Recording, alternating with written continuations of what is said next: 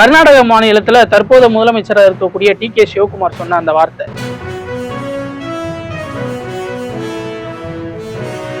தமிழ்நாடு சட்டப்பேரவையில மாண்புமிகு முதலமைச்சர் விஜய் அவர்கள் கொண்டு வந்த தீர்மானம்.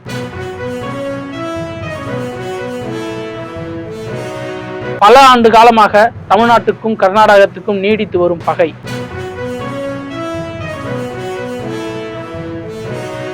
காவிரியின் வரலாறு பத்தி தான் இந்த வீடியோல பார்க்க போறோம்.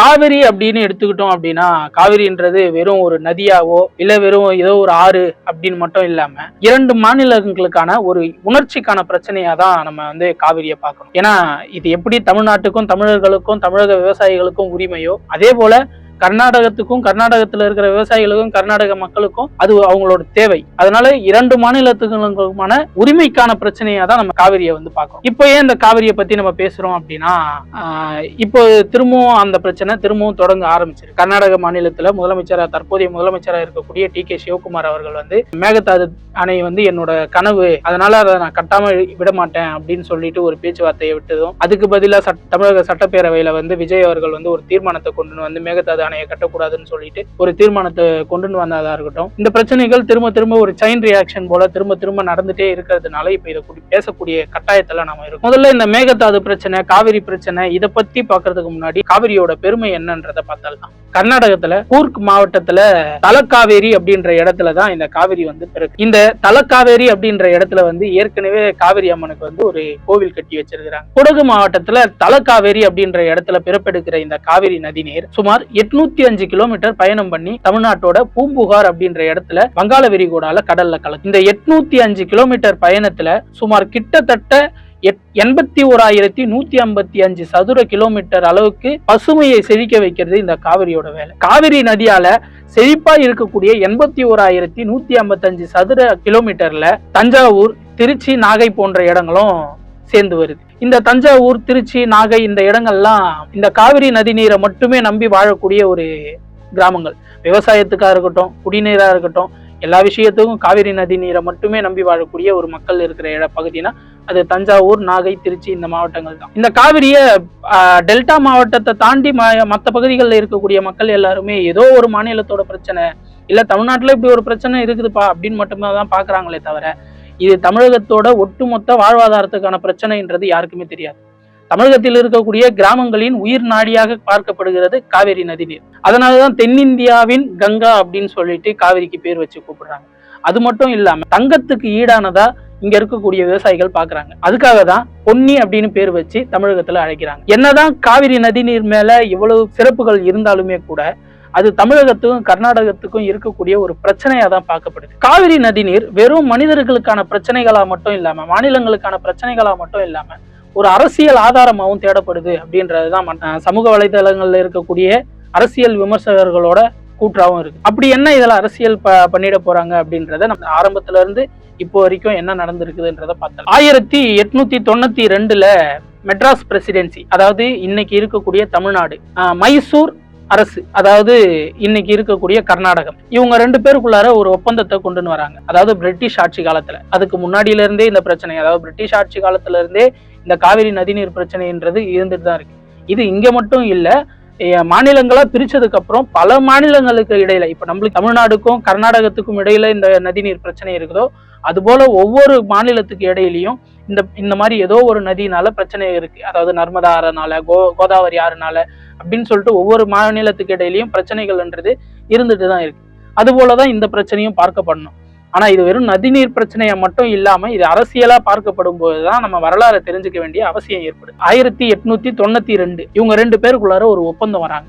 இந்த ஒப்பந்தம் படி எந்த ஒரு அணையையும் இல்லை எந்த ஒரு நீர்த்தேக்கத்தையும் மைசூர் அரசு மெட்ராஸ் பிரசிடென்சி அரசோட அனுமதி இல்லாமல் கட்டக்கூடாது அப்படின்னு சொல்லிட்டு ஒரு ஒப்பந்தத்துக்கு வராங்க. இந்த ஒப்பந்தத்தின் அடிப்படையில அவங்க கட்டக்கூடாதுன்றதை தாண்டி ஒருவேளை நாளைக்கு ஏதோ ஒரு விஷயத்துக்காக உங்க இன்ஃப்ராஸ்ட்ரக்சரை பெருசு பண்றதுக்காக நீங்க கட்டணும் அப்படின்னா நீங்க மெட்ராஸ் பிரசிடென்சிக்கு தெரிவிச்சுதான் அதை வாங்கணும், அவங்க ஓகே சொன்னதுக்கு அப்புறம் தான் நீங்க இதை கட்டணும் அப்படின்னு சொல்லி ஒரு தீர்ப்பை வந்து பிரிட்டிஷ் அரசாங்கம் இந்த 2 அரசாங்கத்துக்கும் கொடுக்குது. ஆனா அப்படி இருந்த போதிலும் மைசூர் அரசு என்ன பண்றாங்கன்னா, நாங்க வந்து இப்போது ஒரு அணையை கட்டுற அளவுக்கு, நீர்த்தேக்க அணையை கட்டுற அளவுக்கு நாங்க வந்து ரெடியா இருக்கிறோம். முதல் ஃபேஸா நாங்க வந்து ஒரு நீர்த்தேக்க அடியை கட்ட போறோம், இது குறைவான அளவு தான். 2வது ஃபேஸ் கட்டும் போது இதை இன்னும் கொஞ்சம் உயர்மட்டமா மாத்த போறோம் அப்படின்னு சொல்லிட்டு ஒரு ப்ரொபோசலை டெல்லியில் இருக்கக்கூடிய பிரிட்டிஷ் அரசாங்கத்துக்கு கொடுக்குறாங்க.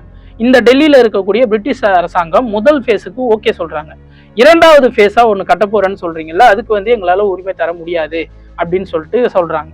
இதனால மெட்ராஸ் பிரசிடென்சி அரசுக்கும் மைசூர் அரசுக்கும் இடையில சில போராட்டங்கள் நடந்துகிட்டு வருது. இந்த சமயத்துலதான் ஒரு தீர்ப்பாயத்தை அமைக்கிறாங்க. ஒரு தீர்ப்பாயத்தை அமைச்சு அந்த தீர்ப்பாயம் மூலியமா 1924 50 ஆண்டுகளுக்கான ஒப்பந்தம் ஒண்ணு போடப்படுது. அதாவது கர்நாடக அரசு கொடுக்கக்கூடிய அந்த தண்ணீரை வந்து தமிழ்நாடு மக்கள் வந்து பயன்படுத்தி கொள்ளலாம், அதுக்கேற்ற போல விளைநிலங்களையும் அதிகப்படுத்திக் கொள்ளலாம் அப்படின்னு சொல்லிட்டு ஒரு ஒப்பந்தத்துக்கு உள்ள வராங்க. இந்த 50 ஆண்டுகள் வரைக்கும் எந்த ஒரு பிரச்சனையும் கிடையாது. 1974 திரும்பவும் இந்த பிரச்சனை தொடங்குது. 1974 அப்புறம் இந்த ஒப்பந்தம் முடிஞ்சதுக்கு அப்புறம் திரும்பவும் கர்நாடக அரசு நாங்க அணையை கட்ட போறோம், இல்ல தண்ணியை கொடுக்க மாட்டோம் அப்படின்னு சொல்லிட்டு பல பிரச்சனைகளை உள்ள கொண்டு வராங்க.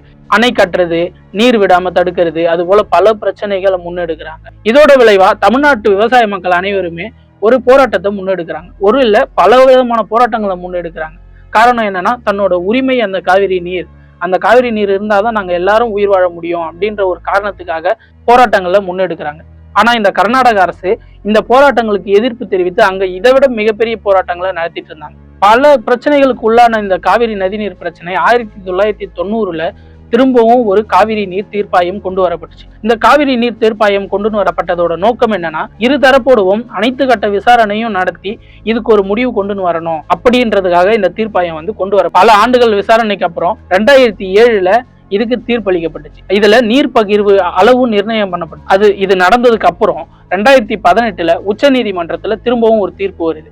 அது காவிரி நதிநீர் தீர்ப்பாயம் கொண்டு வந்த தீர்ப்புன்றது சரியானது அப்படின்னு சொல்லிட்டோம். கர்நாடகம் தமிழகத்துக்கு சரியான அளவு, நிர்ணயிக்கப்பட்ட அளவுக்கு தண்ணி தரணும் அப்படின்னு சொல்லிட்டு ஒரு தீர்ப்பை கொண்டு வராங்க. அந்த தீர்ப்பின்படி தமிழ்நாட்டுக்கு 404 டிஎம்சி தண்ணியும், பாண்டிச்சேரிக்கு 7 டிஎம்சி தண்ணியும், கேரளாக்கு 30 டிஎம்சி தண்ணியும், கர்நாடகத்துக்கு 284 டிஎம்சி தண்ணியும் இருக்கணும் அப்படின்னு சொல்லிட்டு ஒரு தீர்ப்பை உச்ச நீதிமன்றம் கொடுக்குறாங்க. ஆனா இந்த தீர்ப்புக்கு அப்புறமும் கர்நாடக அரசு வந்து தண்ணீர் தருவதில் பல தடங்களை ஏற்படுத்தி கொண்டேதான் இருக்குது. இது எப்படி தமிழ்நாட்டு அரசுக்கு ஒரு உரிமையோ அதே போல கர்நாடக அரசுக்கும் இது உரிமை தான். அதனாலதான் பல போராட்டங்கள் நடத்தியும் இன்னும் இந்த நதிநீர் பிரச்சனை வந்து தீரவே இல்லை. இது மட்டும் இல்லாம இப்ப புதுசா கர்நாடகத்தோட முதலமைச்சர் புதுசா இல்ல, அவங்க கர்நாடக அரசுல இருந்து பல வருடமா இதை சொல்லிட்டு தான் இருக்காங்க, மேகதாது அணை கட்டப்படும், மேகதாது அணை கட்டப்படும் அப்படின்னு. இதுக்கு எதிராக தமிழ்நாட்டில் இருக்கிற விவசாய மக்கள் போராடுறதும், அரசாணை கொண்டு வரதும், இது எல்லாமே நிகழ்ந்துட்டு தான் இருக்கு. கர்நாடகத்துக்கும் தமிழ்நாட்டுக்கும் இடையே இருக்கக்கூடிய இந்த காவிரி நதிநீர் பிரச்சனைன்றது வெறும் ஒரு நீர் பிரச்சனை மட்டும் கிடையாது. இது வந்து ஒரு அரசியல் ஆயுதமாவே பயன்படுத்தப்படுது. எப்படி கர்நாடகத்துல தேர்தல் வரும்போதெல்லாம் மேகதாது அணை திட்டத்தை பத்தி பேசப்படுதோ, அதே போல தமிழ்நாட்டுல தேர்தல் வரும்போதெல்லாம் காவிரி நதிநீர் வாங்கி தரப்படும் அப்படின்னு சொல்லிட்டு ஒரு வாக்குறுதிகளும் கொடுக்கப்படுது.